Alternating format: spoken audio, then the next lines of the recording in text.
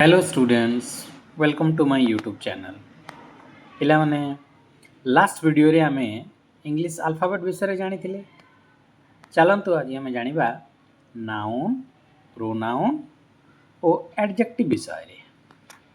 चलंतु आरंभ करिबा। प्रथमे जानिबा नाउन कोन। The word that refers to the name of any person, place, things etc. is called a noun. ଯେଉଁ ଶବ୍ଦ କୌଣସି ବ୍ୟକ୍ତି, କୌଣସି ସ୍ଥାନ ବା କୌଣସି ପଦାର୍ଥ ଇତ୍ୟାଦିର ନାମକୁ ଯଦି ବୁଝାଉଛି ତାହେଲେ ତାକୁ ଆମେ ନାଉନ୍ ବୋଲି କହିବା। In other words the naming words are called noun. ଅନ୍ୟ ଶବ୍ଦରେ ଯଦି ଆମେ କହିବା ତାହେଲେ ନାମବାଚକ ଶବ୍ଦ, ଯେଉଁ ଶବ୍ଦ କୌଣସି ନାମକୁ ବୁଝାଉଛି ତାକୁ ମଧ୍ୟ ଆମେ ନାଉନ୍ ବୋଲି କହିପାରିବା। ତ ଚାଲନ୍ତୁ ଉଦାହରଣ ମାଧ୍ୟମରେ ଆମେ ବୁଝିବା ନାଉନ୍ କ'ଣ। ପ୍ରଥମେ ଦେଖିବା ପର୍ସନ୍। ଦେଖନ୍ତୁ ପର୍ସନ୍ ମାନେ ବ୍ୟକ୍ତି, ଯେକୌଣସି ବ୍ୟକ୍ତି ବିଶେଷର ନାମକୁ ଯଦି କୌଣସି ଶବ୍ଦ ବୁଝେଇଲା ତାକୁ ଆମେ ନାଉନ୍ ବୋଲି କହିପାରିବା। ଯେମିତି ରୋହନ, ସୀମା, ଏଇଟା ଦୁଇ ଜଣ ବ୍ୟକ୍ତି ବିଶେଷର ନାମ, ଗୋଟେ ପୁଅ ନାମ, ଗୋଟେ ଝିଅର ନାମ। ଟାଇଗର ଗୋଟେ ଆନିମାଲର ନାମ, ସ୍ନେକ୍ ଗୋଟେ ସରୀସୃପର ନାମ। ତେଣୁ ଯେକୌଣସି ପର୍ସନର ନାମକୁ ବୁଝାଉଥିବା ଶବ୍ଦକୁ ଆମେ ନାଉନ୍ ବୋଲି କହିପାରିବା। ତାପରେ ଦେଖିବା ପ୍ଲେସ୍। ପ୍ଲେସ୍ରେ ଦେଖନ୍ତୁ ମୁଁ ଲେଖିଛି ଇଣ୍ଡିଆ, ଭୁବନେଶ୍ୱର, ବଲାଙ୍ଗୀର, ତୋସରା। ଯେକୌଣସି ସ୍ଥାନ, କୌଣସି ଦେଶ ହେଇପାରେ, କୌଣସି ସହର ହେଇପାରେ, କୌଣସି ଗାଁ ହେଇପାରେ। ଯଦି କୌଣସି ସ୍ଥାନର ନାମକୁ ମଧ୍ୟ କିଛି ଶବ୍ଦ ଯଦି ବୁଝେଇଲା ତାକୁ ଆମେ ନାଉନ୍ ବୋଲି କହିପାରିବା। ତାପରେ ଲାଷ୍ଟକୁ ରହିଛି ଆମର ଥିଙ୍ଗସ୍। ଥିଙ୍ଗସ୍ ମାନେ ହେଉଛି ଜିନିଷ। ଯେକୌଣସି ଜିନିଷର ନାମକୁ ବୁଝାଉଥିବା ଶବ୍ଦକୁ ମଧ୍ୟ ଆମେ ନାଉନ୍ ବୋଲି କହିପାରିବା। ଯେମିତିକି ଟେବୁଲ୍ ହେଲା, ଚେୟାର ହେଲା, ଫ୍ୟାନ୍ ହେଲା, ଉଡ୍ ହେଲା, ଗ୍ଲାସ୍ ହେଲା, କିଛି ବି ହେଇପାରେ।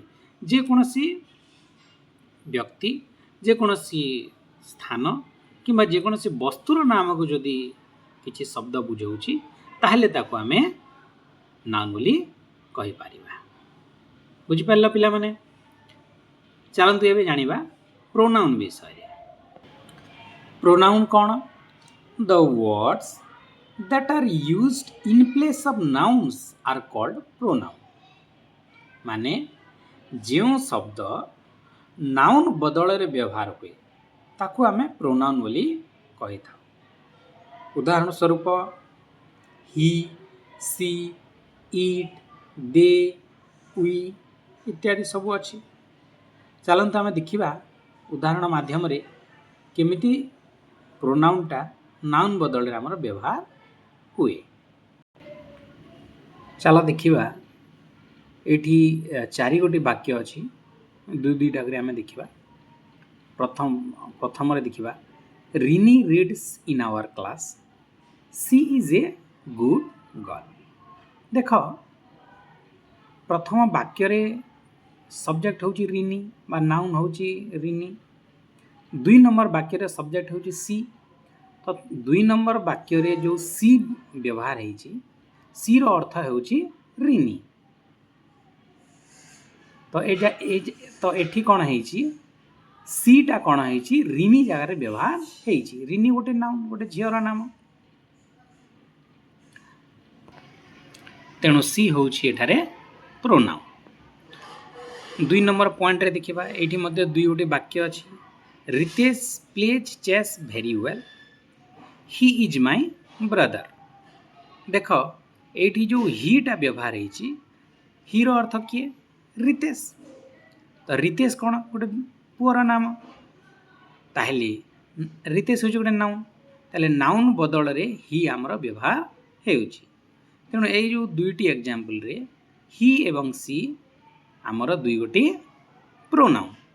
ତାହେଲେ ପିଲାମାନେ ବୁଝିପାରିଲ ନାଉନ୍ କ'ଣ ଆଉ ପ୍ରୋନାଉନ୍ କ'ଣ। ଚାଲ ଏବେ ଆମେ ଜାଣିବା ଏଡଜେକ୍ଟିଭ୍ ବିଷୟରେ। ଏଡଜେକ୍ଟିଭ୍ କ'ଣ ପିଲାମାନେ? ଦ words that modify or provide more information about the nouns are called adjectives। ମାନେ ଯେଉଁ ଶବ୍ଦ ନାଉନ୍ ବିଷୟରେ କିଛି କୁହେ आ नाउन विषय किसी एक्स्ट्रा इनफॉरमेशन हमको दिए ताकू आमे एडजेक्टिव बोली कहि परिबा। आस आमे उदाहरण माध्यम रे देखिबा। देखो एठी गोटे वाक्य अछि, we have a beautiful garden. We have a beautiful garden. तो एठी बिले जो स्काई कलर रे अछि गार्डन, गार्डन टा होछि नाउन, गोटे स्थानर नाम को बुझाइला। तो हमको बुझाऊ पड़िबो जे गार्डन विषय क्यों शब्दटी किछि एक्स्ट्रा तथ्य देउछि। अच्छा कहला पिले केमिति गार्डन ना ब्यूटीफुल गार्डन। तो ब्यूटीफुल शब्दटी कौन करुछि, नाउन विषय किछि एक्स्ट्रा इनफॉरमेशन दउछि।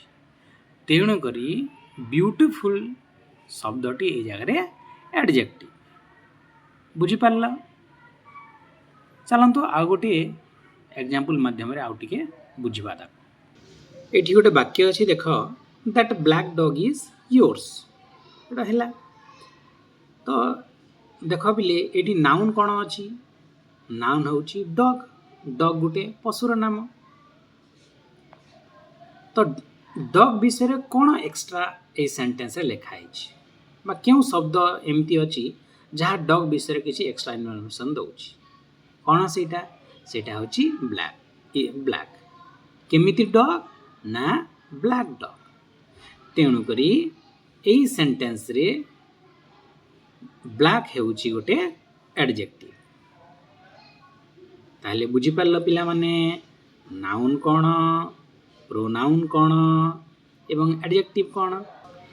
एमिति इंग्लिश ग्रामर विषय रे नुआ नुआ जिनस जानिबा पई तुम माने मो चैनल को सब्सक्राइब कर, निजर फ्रेंड्स मानक सहित शेयर कर, जहा द्वारा मु तुम मानक पई एमिति इंग्लिश ग्रामर रा प्रत्येक टॉपिक तुम पाखको आनी पारिबी।